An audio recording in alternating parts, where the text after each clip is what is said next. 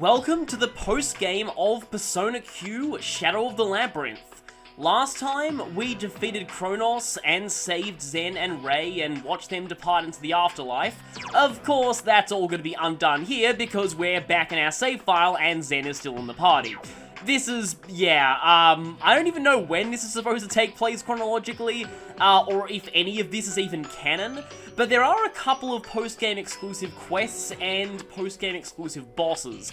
I also want to finish up the compendium too. In fact, I might as well go into here first and do a few fusions that I didn't get a chance to do before the final battle. I've forgotten how much money I had. Let me quickly check. Not much at all. 3 trips into the clock tower later, and I am now a millionaire. Thanks to the power of editing magic, what was about 10 minutes for me was only a few seconds for you, so be thankful for that. So, now I can probably do a few fusions here. Let's see, Alilat can be either Loki, Atis, and Astaroth, or Hachiman and Mahakala. There's quite a few things, like I can pass down Quadruple Link, as well as Shura Tensei and Dragon Cry. With this I can pass down Impure Reach, as well as Mudo-on and Maraku. I actually kind of like this combo better. I'll definitely need to buy these two back from the compendium though. How about Quadruple Link, Frost Link, because you make Mitsuru's ultimate weapon, so I might as well use her element, and Dragon Cry. Kinda weird giving a speed priority skill to the Stone Wall persona. Alilat mostly famous for, back in Persona 3, giving you the heart item that doubles your defense but makes you unable to dodge, otherwise known as the item that everyone ever used for the super boss fights. Okay, now that I've bought a whole bunch of other personas back from the compendium, let's see if we can make anything new out of them. Only Sandalphon and, you. I really like Atis, as is. Atis, Zalgonga, and Hachiman, not that bad.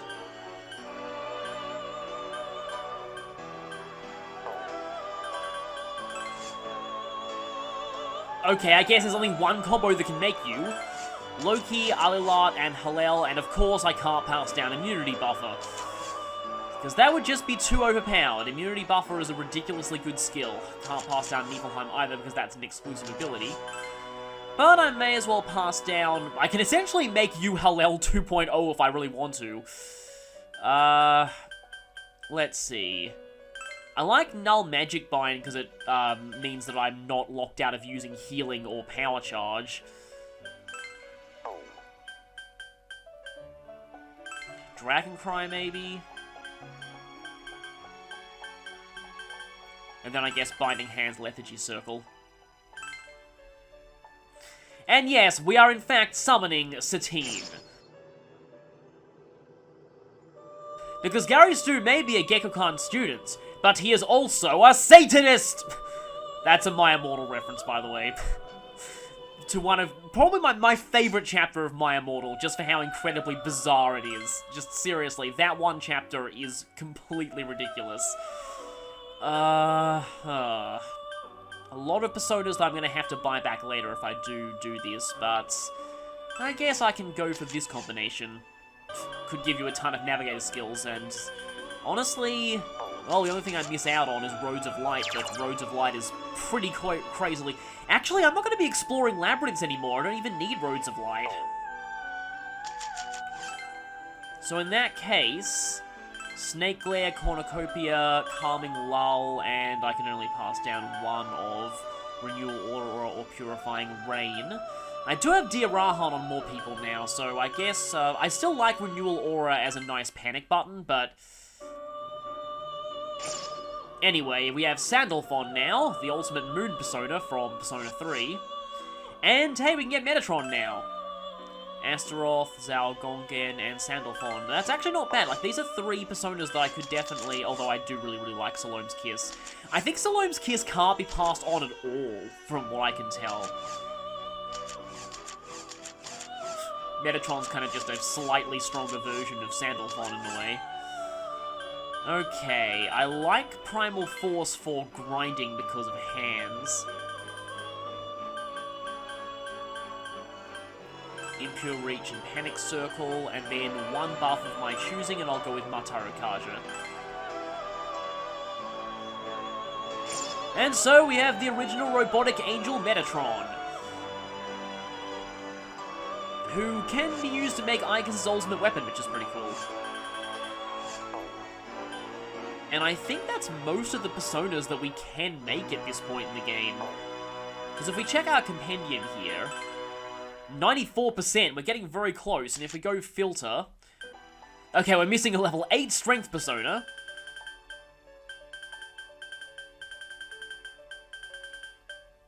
We're missing you, who's actually pretty amazing, because you have Infinite Link. A few more tower personas as well. I think tower personas can only be made through triangle spreads, which means they're kind of difficult to fuse. And that's Asura, we're one level below you. A couple of sun persona, one sun persona that I missed. This is in fact the highest level persona in the game, so you need to be at least level 93 to max out the compendium, and also anyone who's familiar with this series can completely tell who that is. Wow, yeah, we really do not have many personas left. There are a few special fusions that we can't do quite just yet, though. Actually, only 2 of them.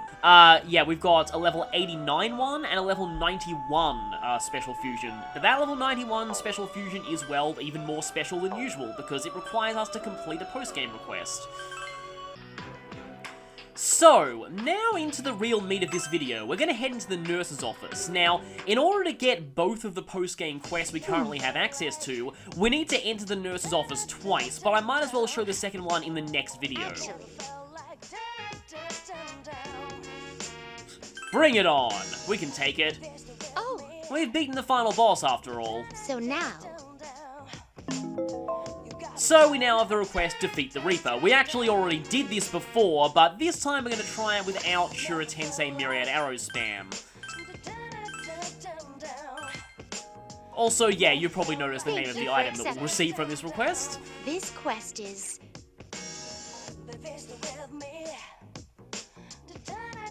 May luck be with you.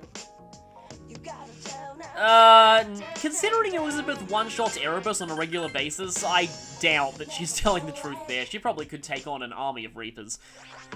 So, what party will I use for this? Now, I wasn't originally gonna spam characters that I use for the final boss, but here's the thing. The Reaper has Mamuda on, so I like to pack as much dark resistance as I can fit into a team, and that means I'll be bringing Koromaru and Yu, and that also means that I'll probably be bringing Naoto, because yeah, she's immune to both light and dark. And I didn't get to use Margaret very much as a navigator, but I'm so tempted just to see what this is like.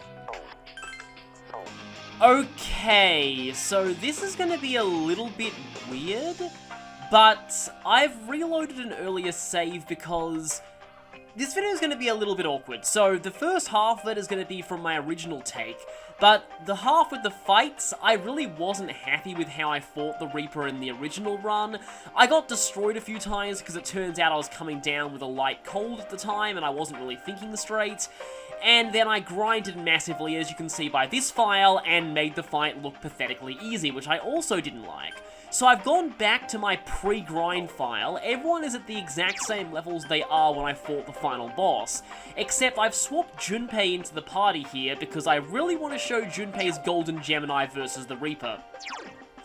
If you want to look at my equipment, Gary Stu has the Sacrificial Idol, Junpei has the Germanium Ring, mostly because I really hate it when my main damage dealer gets hit with Panic or Sleep here. So yeah, Koromaru has the Promise Bracer because he's really fast, and that clears up Naoto's inventory slot to have the Chakra Ring for cheap Salome's Kiss. Yu has the Almighty Badge because I couldn't really think of anything else to give him. So as for personas, Gary Stu's got Mahakala because I couldn't think of anything else better to give him. Junpei has Yoshitsune because Hasso Tobi plus Junpei equals awesome, as you'll probably see soon. Koromaru has my Link persona, Yu has Loki because Maraku Unda plus Debilitate could be nice, Yu's going to be mostly regulated to support here, and Naoto has my Salome's Kiss persona, and Fuka has Navigation persona obviously. So, let's go and fight the Reaper. I've also set my navigator to Nanako because I want to see how she reacts to the Reaper. That seems really cruel, but I think a lot of people were requesting that. I feel something scary. I think the Reaper might be there. Yes, he is, but hopefully the Reaper shall be reaped today. Let's go.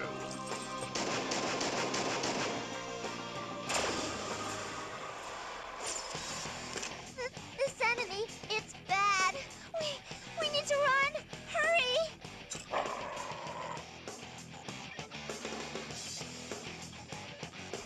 So, the Reaper has pretty much everything. All of the elemental Mardine skills, Megadolon, Power Charge, Mind Charge, some physical-based attacks, a whole lot of ailments. Its biggest threat is Sleep, Panic, or Agility Bind, comboed with a Power Charge Myriad Arrows. Yes, that broken strategy you can use. The Reaper can also use that, which is only fitting for the strongest FOE in the game. But anyway, the Reaper also tends to always lead with Marmuta on, which is why I brought a lot of Homunculi and a lot of Dark Immune characters. You don't need to worry about Hummer immunity because he doesn't have any Hummer skills, unlike Persona 3 where he tends to have those. Anyway, let's go for Debilitate, let's set up Junpei. Junpei will not die on turn 1 thanks to my Homunculi.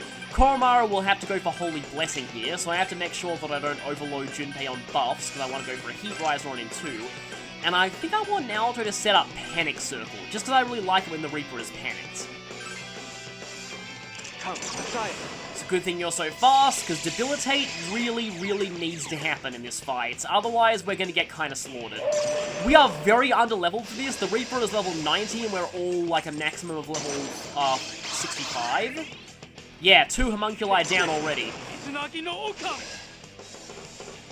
But it is doable at this level, which is what I wanted to show here. Here I go. In fact, I've done it at much lower, but that was with the Agility by Myriad Arrows combo. Okay, nice one. Panic right off the bat. That's extremely lucky. The downside of Holy Blessing is it's only a one-time use ailment and bind shield, which means that if he goes for 2 of those skills in a row, things can get very bad. But let's hope that doesn't happen. So let's see, yeah, Junpei's already full on buffs. He can't actually use Power Charge here. So I want to keep Holy Blessing. Actually, wait, no, I don't need a Holy Blessing on Junpei, because Junpei has the Germanium Ring. Interesting, he can afford to overwrite Holy Blessing. Except, since Dragon Cry was the most recently used buff, it means he'll probably overwrite Dragon Cry with Power Charge. The buff limit is annoying, especially when you're trying to gear up for a powerful attack. Anyway, let's see what Gary Stu can do. I guess he'll just go for Dance Macabre, and then Junpei will show off the power of Hasor Tobi. Koromaru, I guess he'll go for some link attacks, doesn't really matter what element, and you're gonna actually go for Maraku Unda. Naoto doesn't really need to do anything now that the Reaper is panicked, but I guess she can go for a Salome's Kiss.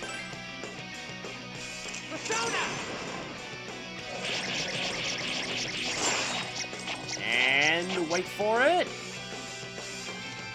There we go! This is why I love Junpei in this game, by the way. Golden Gemini is just ridiculous. He may not have the best stats of the physical party members, but he makes up for it with the ability to, well, do Hasor Tobi twice in a row. Which just pretty much beats everything. And that link is going to be pointless because I use non-offensive skills from other characters, but oh well. Unless the Reaper shoots himself, then he actually gets hit with a link. Oh, unfortunately, he didn't. I love it when enemies trigger link attacks on themselves. It's no use. Yeah, the Reaper's very resistant to ailments and binds, so don't be surprised if Salome's Kiss doesn't do anything. Oh hey, all-out attack. I do much prefer the way all-out attacks work in Q2, but I don't want to talk about Q2 that much in this video. I know that it's just come out as of recording this, but I want to keep this playthrough more talking about Q1. I had a feeling that would wear off immediately. At least you're still debilitated and Raku wounded, but that's really frustrating. I guess I can go for a power charge on you. Hustle Tobi again, maybe, no, I don't want to get rid of my current circle. Maybe a Bolt Link, you, well, the character named you will go for Medea Rahan just to be absolutely safe, and then I think Naoto will just, no, she'll go for a Tentarafu because I really like the Reaper being panicked. Persona! So while this is all going on, I thought I'd take this time to talk about some of the unused content in this game, because this game has so few, oh, no Gemini at all, dang it, has so such little unused content that I don't feel it justifies making its own video. Okay, that is kind of bad, because I think that might have used up my Holy Blessing, and if he goes for another ailment attack, that could be terrible. Nope, he's doing something $1 on. Which missed Naruto, surprisingly enough. It's also kind of weird when Naruto's the slowest one on the field. Impossible. No panic. Okay, my debuffs are going to be wearing off this turn, so I might as well set everything back up again.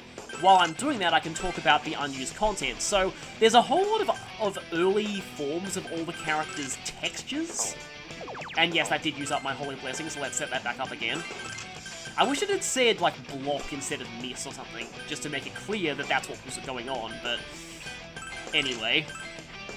There's a lot of early textures for a lot of the characters, and these look really horrifying, especially Koromaru's, but the only real major differences are the P3 protagonist and Ikus had different eye colors originally.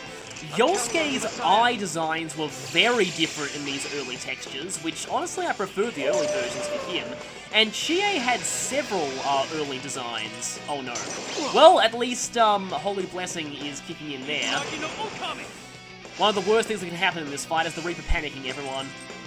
That's fine though. Leave it to me. But yeah, Chie had several of them, and they actually had greater detail on the jacket than the final version, weirdly enough. Your defense got lowered.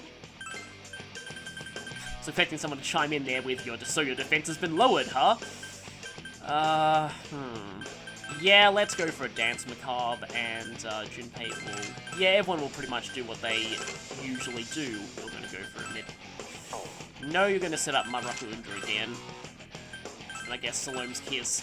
So, there's also an unused generic female student model that has animations for walking and stomping her foot on the ground.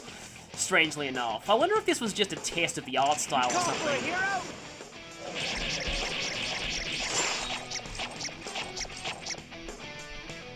Speaking of testing, there are actually a few unused FOE models left over from Etrian Odyssey 4. The Cutter, Bloodbear, Bounding Beast, and one of the bosses of Etrian Odyssey 4, the Hollow Queen.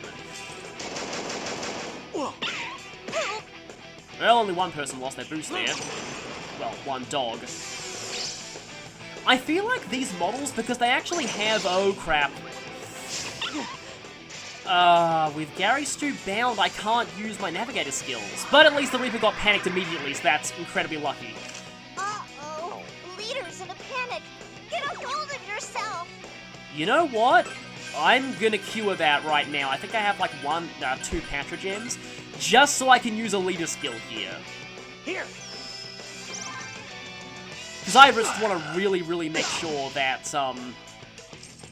that I can cure everyone next turn, otherwise we're in serious danger. And the Reaper's on low health.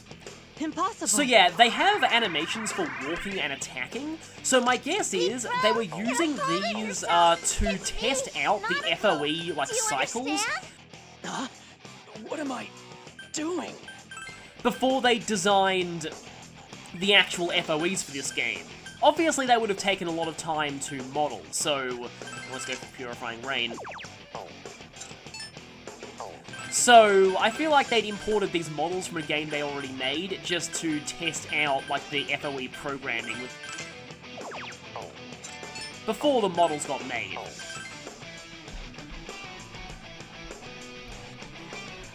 Next, we have, interestingly enough, an all-out attack portrait for Chie that uses a 3D render of her instead of static artwork.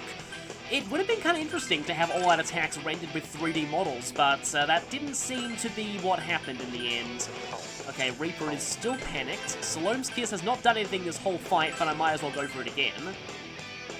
Protect everyone. Characters, unfortunately, still can't take actions on a turn when they're cured from panic. Because panic just disables you, you know, issuing them commands. And there we go! Whenever there's a pause after Junpei attacks, he's usually got a second attack. I love Golden Gemini so much. There are also just some early placeholder portraits. some, like, a design for the menu with everyone in their PS2 renders, which is kind of weird, but I doubt this would have been used for the final game. You are so cool, leader. I'm amazed. And one more Death's Order.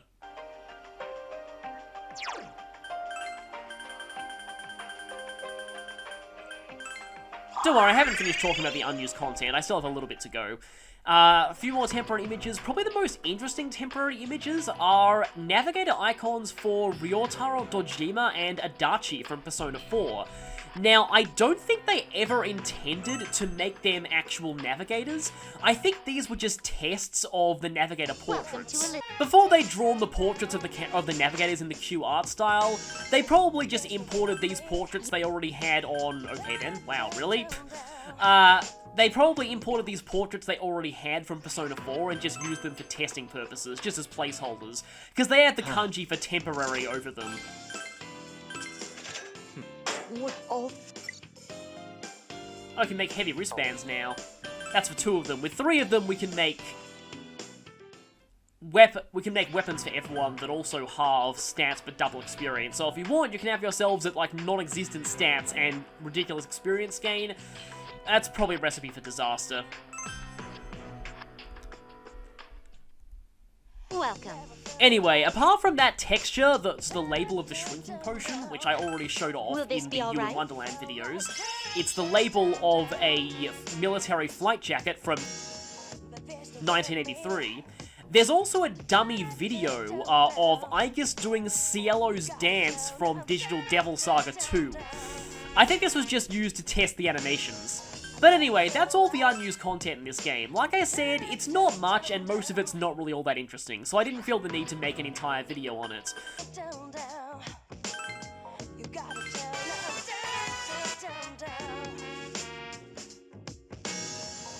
Splendidly done.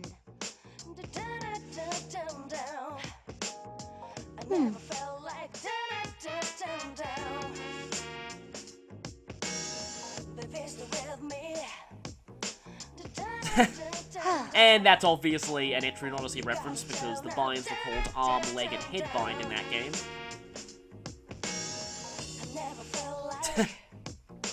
Please, take this. Elizabeth says that, but that's kind of a lie. If you use this against the ultimate super boss, you will get killed. The Omnipotent Orb, as in most Persona games, makes you immune to everything except Almighty. I might as well try and get level 99 on Gary Stu before I do a new game plus. But yes, equipping that in the ultimate super boss fight, the one that you need to have completed both the P3 and P4 routes to unlock, they'll just instantly kill you if you do that. So yes, prevent all damage except Almighty. If you've beaten the Reaper, there's really not that much left to do in the game. There is one more boss fight, though, and I think the Omnipotent Orb does work in that fight, though I'm not entirely sure. But there we go, that is the Reaper defeated. So, next time, I'll actually be loading my post-grinding file, because obviously I don't want to go through all that grinding again. That way all the personas that I fused before, in my original recording attempt for this episode will stick as well. And then we'll be facing the game's other ultimate boss. So, I will see you all then.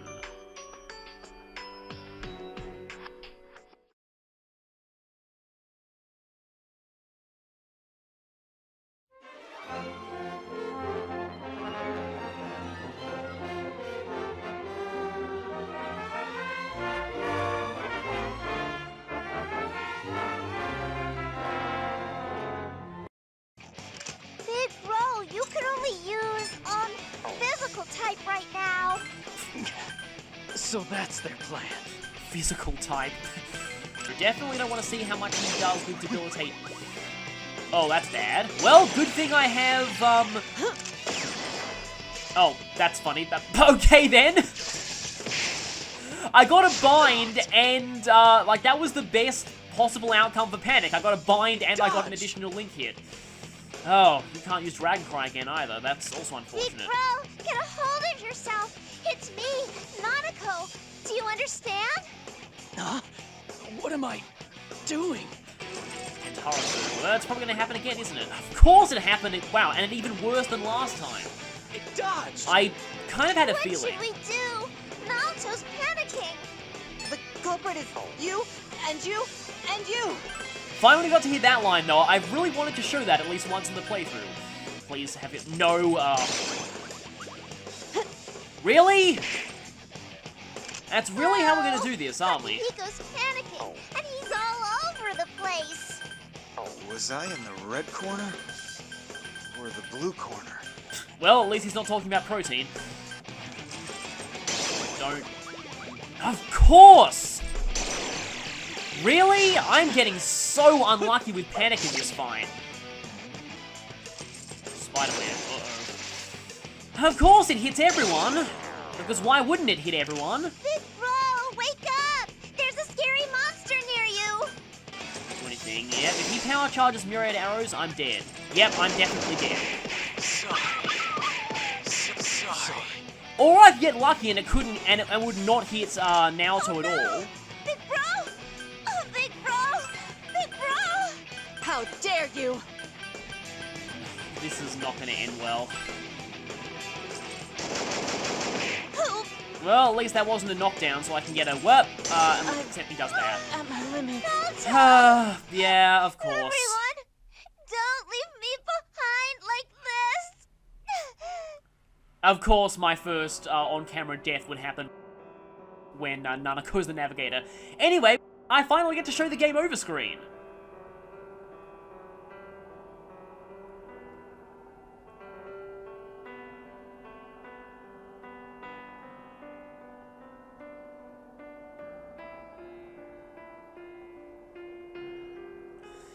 So yeah, those eyes were implied to be Kronos'. I consider this one of the scarier game over screens in the series, just because of those giant red eyes that just come out of nowhere.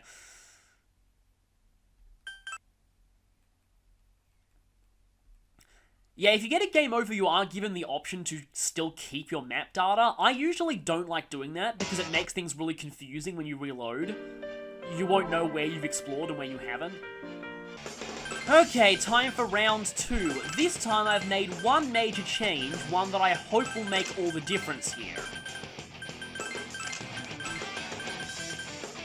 I will not have room for Mataru Kaja if I do this, but hopefully it should still work out. How about Panic Circle? Yes, I'm bringing Holy Blessing here. That'll form a barrier that blocks status ailments and binds for 3 turns, and that will definitely make a difference.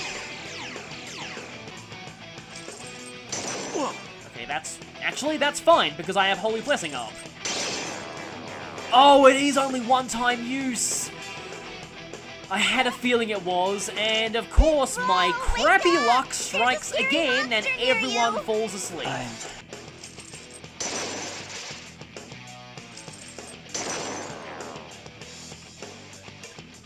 I swear, I have never been this unlucky with status ailments in my entire life. At my limit. It's me? Happy Hiko! We need to call an ambulance! Yeah, just kill me, please. Big bro, get a hold of yourself! It's me, Big Sorry. bro! No!